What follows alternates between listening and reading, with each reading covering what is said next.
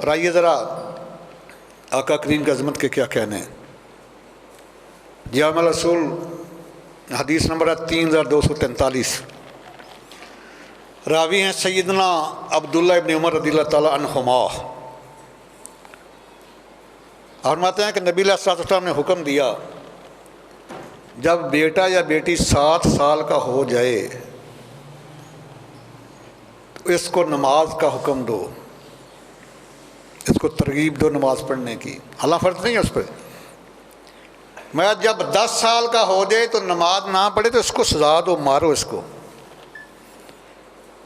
کہ جتنی بھی عبادات ہیں، یہ جہاد ہے، حج ہے، زکوٰۃ ہے، روزہ ہے، یہ ساری کی ساری فرش پہ فرض ہوئی ہیں۔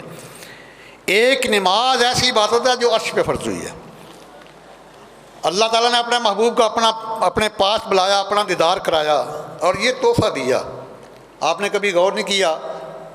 دیکھنا مجاہد کا بھی بڑا مقام ہے، ابھی قطرہ خون زمین پہ نہیں گرتا، جنت میں پہلے پہنچ جاتا ہے۔ حج کرنے والا ایسا گناہوں سے پاک ہوتا ہے جیسے آج ماں کے پیٹ سے نکلا ہے۔ روزے دار کا بڑا مقام ہے، اللہ فرماتے ہیں کہ روزہ دار میرے لیے اور اس کی جزا میں خود دوں گا۔ لیکن سرکار نے کسی بھی عبادت کو یہ نہیں کہا کہ الحج و معراج المومنین، الصوم و معراج المومنین، الزکوٰۃ و معراج المومنین، فرمایا الصلاۃ و معراج المومنین۔ نماز ایمان والوں کی معراج ہے، کیونکہ یہ معراج کے اوپر، معراج کی رات کو تحفہ ملا ہے۔ اور میں تو اپنے ناقص علم کے لحاظ سے ایک اور بات کہتا ہوں، اللہ تعالیٰ یہ دیکھنا چاہتا ہے کہ کون میرے محبوب کے رنگ میں رنگا گیا ہے۔ میرے محبوب، اللہ تعالیٰ عبادت میں بھی اپنے محبوب کی اداؤں کو دیکھنا چاہتا ہے۔ ایک وجہ تو یہ ہے، یہ معراج کی رات کو، اور دوسری وجہ یہ ہے کہ سرکار کے جو نام ہے نا محمد، اس کے حروف بھی 4 ہیں، احمد کے بھی 4 ہیں، اور نماز کے ارکان بھی 4 ہیں۔ قیام ہے، رکوع ہے، قعدہ ہے، سجدہ ہے۔ کبھی غور کرنا، جب نمازی نماز کی حالت قیام میں ہوتا ہے تو یہ لفظ احمد کا لفظ بن جاتا ہے، اور جب رکوع میں ہوتا ہے تو احمد کی ہا بن جاتا ہے، جب سجدے میں ہوتا ہے تو احمد کی میم بن جاتا ہے، جب قعدے میں ہوتا ہے تو احمد کی دال بن جاتا ہے۔ اس لیے فرمایا کہ صلاۃ و معراج المومنین، کہ اللہ تعالیٰ کی بارگاہ میں پہنچنا یہ میری معراج ہے، اور میری اداؤں کو نماز میں استعمال کرنا یہ تمہاری معراج ہے۔ اللہ اکبر کبیرہ۔ تو فرمایا کہ ان کے جب 10 سال کے ہو جائے نماز نہ پڑھیں تو ان کو مارو اور ان کے بستر الگ کر دو، یہ شریعت کا حکم ہے۔ 10 سال کا جب بچی یا بچہ ہو جائے، نہ دونوں بیٹے کے بستر پہ سو سکتے ہیں، نہ دونوں بیٹیاں کے بستر پہ سو سکتے ہیں۔ ہمارا دین اتنا سچا سچا ہے، یہ ہم سے توقع کرتا ہے کہ your thinking must be modest, تمہاری سوچ بھی پاکیزہ ہونی چاہیے۔ یہ سرکار نے حکم دیا، یہ جامع رسول کی حدیث ہے، حدیث نمبر 3243 ہے، راوی عبداللہ ابن عمر ہے۔ 10 سال کی عمر کا جب بچہ ہو جائے تو نہ بیٹا اور بیٹی اکٹھے سو سکتے ہیں کہ بستر پہ، نہ دونوں بیٹے کے بستر پہ سو سکتے ہیں، نہ دونوں بیٹیاں کے بستر پہ سو سکتی ہیں۔ سرکار نے کہ ان کے بستر علیحدہ کر دو۔ آئیے ایک اور مسلم شریف کی حدیث ہے، اس کے راوی سیدنا عبداللہ ابن عمر ہیں۔ عن عبداللہ ابن عمر رضی اللہ تعالیٰ عنہما قال قال رسول اللہ صلی اللہ تعالیٰ علیہ وسلم کلکم رائن و کلکم مسئول عن رعیتی، تم میں سے ہر کوئی نگہبان ہے اور اس کی رعیت کے بارے میں اس سے پوچھا جائے گا۔ باپ اپنے گھر کا ذمہ دار ہے، خاوند اپنے بیوی بچوں کا ذمہ دار ہے، اگر باپ نہیں تو بھائی ذمہ دار ہے، اگر والد فوت ہو گیا تو بیٹا ذمہ دار ہے، اور اسی طرح تحصیل لیول پہ اسی ذمہ دار ہے، ڈسٹرکٹ لیول پہ ڈی سی ذمہ دار ہے، صوبے کے لیول پہ سی ایم ذمہ دار ہے، اور ملک کے لیول سے پی ایم ذمہ دار ہے، اور ان سے پوچھا جانا ہے۔ سیدنا فاروق اعظم فرمایا کرتے تھے، آپ اشرف مبشر جنت کا سرٹیفکیٹ دیا سرکار نے آپ کو، لیکن زمین سے تنکا اٹھا کے روتے تھے، عرض کرتے تھے فاروق اعظم کاش تو آپ تنکا ہوتے، آپ سے حساب نہ لیا جاتا، اگر فرات کے کنارے کوئی کتا بھی بھوکا مر گیا تو آپ سے حساب لیا جائے گا۔ یہ کنسیپٹ ہے ریاست مدینہ کا۔ اللہ اکبر۔ تو یہ سیدہ عائشہ صدیقہ سلام اللہ علیہا روایت فرماتی ہیں کہ میرے پاس ایک خاتون آئی، دوست کے ساتھ چھوٹی چھوٹی بچیاں ہیں، اس نے سوال کیا کہ اللہ کے نام پہ کچھ دو، تو امی جان فرماتی ہیں کہ صرف ایک کھجور تھی ہمارے گھر میں، اور سیدہ فرماتی ہیں کہ کئی دن ہمارے گھر میں کبھی چولہا نہیں جلا تھا، کبھی دودھ مل گیا، کبھی کھجور مل گئی، کبھی پانی۔ آج مرضی کا کھانا نہ پکے ہمارے گھروں میں تو بچے برتن توڑ دیتے ہیں، کوئی کہتا ہے جی ہمیں برگر منگا دو، کوئی کہتا ہے جی ہمیں شاورما منگا دو۔ یہ ہم خود اولاد کی تربیت نہیں صحیح کر رہے، ان کو خراب کر رہے ہیں۔ سیدنا عبداللہ ابن زبیر فرماتے ہیں میں نے اکثر دیکھا ہے حسنین کریمین کو اکثر روزے سے ہوتے تھے، خاتون جنت گود میں لے کر چکی چلا رہی ہے، قرآن شریف کی تلاوت ہو رہی ہے، اور اکثر شہزادے روزے سے رہتے ہیں، کوئی آتا ہے شاید اس کو دے دیتے ہیں۔ اگر ایسی تربیت نہ کرتی تو کرب و بلا کے میدان میں کیسے شہادتیں ہوتی، کیسے وہاں ثابت قدم رہتے جا کے۔ پہلی گود جو ہے نا بچے کی اولین درسگاہ وہ والدہ کی گود ہے۔ سیدہ عائشہ صدیقہ فرماتی ہیں ایک کھجور تھی میرے پاس، میں نے اس کو دی، حالانکہ ماں خود بھی بھوکی ہے، اس نے کھجور کے 2 حصے کیے، خود نہیں کھایا، دونوں بیٹیوں کو منہ میں ڈال دی۔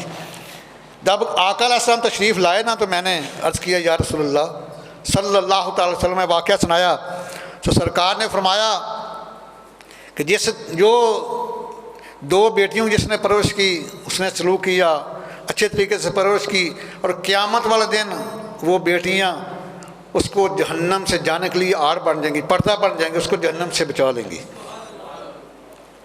اور سیدنا ابو سعید خدری راوی ہیں، جامعہ ترمذی شریف کی حدیث ہے، سرکار نے فرمایا کہ جس کی 3 بیٹیاں ہوں یا 3 بہنیں ہوں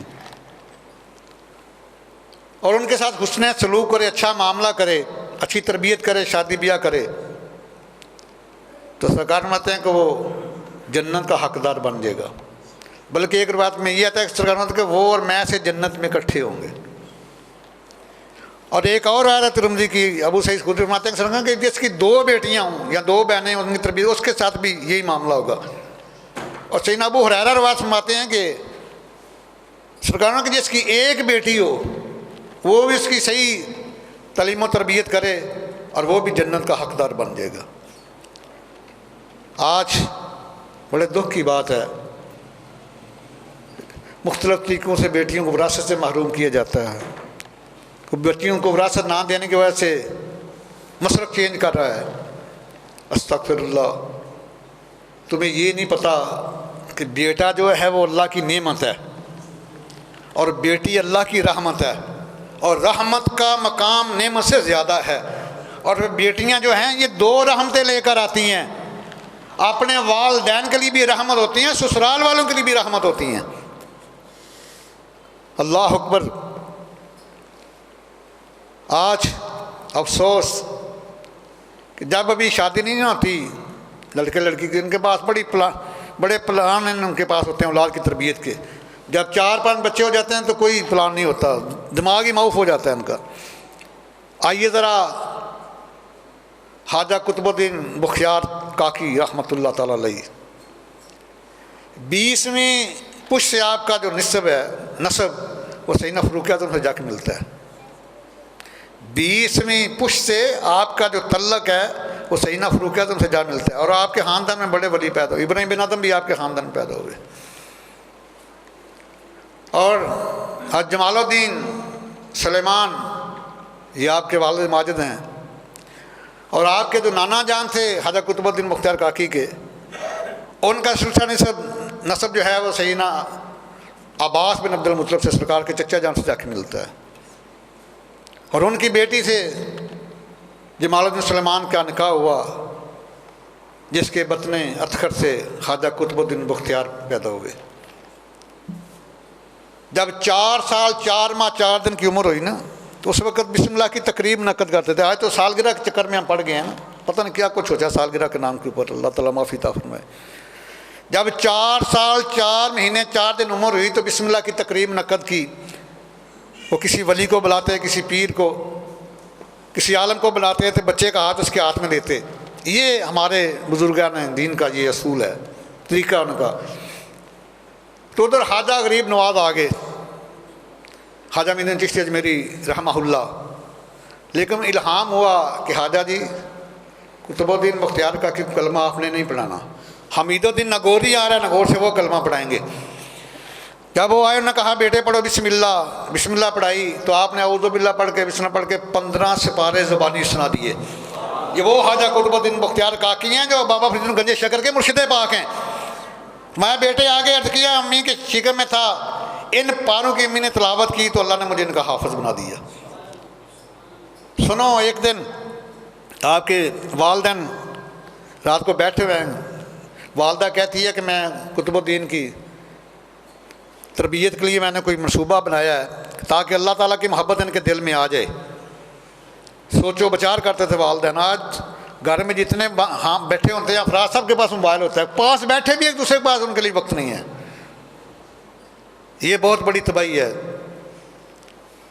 رات کو دونوں میاں بیوی پلان بنا رہے تھے تو بیوی نے کہا کہ میں صبح قطب الدین بختیار کاکی کہ دل میں اللہ تعالیٰ کی محبت کو راسخ کرنے کے لیے ایک میں نے پروگرام بنایا ہے. جب صبح دن چڑھا تو بچہ مدرسے سے آیا تو آ کے کھانا مانگا تو امی جان نے کہا بیٹے ہم کو بھی کھانا اللہ دیتا ہے، تو بھی اپنے اللہ سے مانگ لے. خواجہ قطب الدین بختیار کاکی. کاکی آپ کو کیوں کہتے ہیں آج بتاؤں گا کہ کاکی کیوں کہتے ہیں. نام تو خواجہ قطب الدین ہے.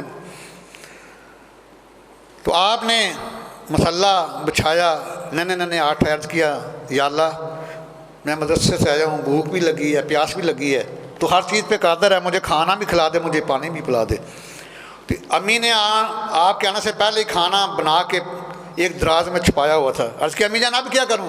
اور بیٹے اندر جا کے تلاش کر لی، اللہ نے تیرا رزق بھیج دیا ہے. تھوڑی سی ماں نے رہنما کہیں دراز کھولا تو کھانا مل گیا، کھائے بڑے خوش ہوئے. عرض کیا امی جان روزانہ اللہ تعالیٰ کھانا دیتا ہے؟ ماں ہاں بیٹے روزانہ اللہ تعالیٰ دیتا ہے. انہوں نے یہ معمول بنا لیا. جب مدرسے سے آتے مسلح بچھاتے، عرض کہتے مولا مجھے بھوک بھی لگی ہے، پیاس بھی لگی ہے، مجھے کھانا کھلا دو، مجھے کھانا دے دو. تو اٹھ کے جب دیکھتے تو دراز میں کھانا پڑا تو کھا لیتے. کچھ مہینے گزر گئے، دل میں اللہ کی محبت پکی ہو چکی ہے. ابھی 4-5 سال کے شہزادے ہیں. تو کسی کام سے والدہ ماجدہ اپنے میکے گئی. اس وقت سواری بھی پیدل سفر تھے. تھوڑی لیٹ ہو گئی تو رونا شروع کر دیا ماں نے. عرض کیا مولا میں نے تھوڑی ترتیب بنائی تھی، تیری محبت ڈالی تھی اپنے بیٹے کے دل میں، تو کھانا تو میں بنا کے رکھتی تھی، آج مجھے دیر ہو گئی ہے تو بیٹا گھر پہنچ چکا ہوگا، اسے کھانا نہ ملا تو میری ساری محنت بیکار ہو جائے گی. تو ماں بھی قطب الدین بختیار کاکی کی ہے. ساتھ آنکھوں سے آنسو بہہ رہے ہیں. پردہ کیا، گھر کی طرف چل رہی ہیں، ساتھ آنسو بہہ رہے ہیں. تو گھر آئی تو دیکھا تو بیٹا سویا ہوا ہے.